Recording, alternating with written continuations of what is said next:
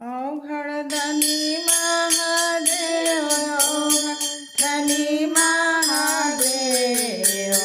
પર્વત ઉપર ખેલે હોલી અવઘડદાની મહાદેવ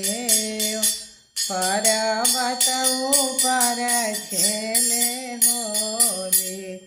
સંગવા में खेला ताड़ी गौरा हो माए संगवा में खेला ताड़ी गौरा हो माए कार्तिक गणेश संगे खेले दोनों भाई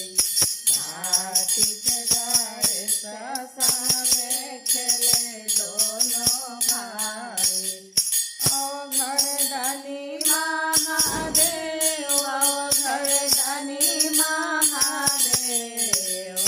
पर्वत ऊपर खेले होली अवघड़दानी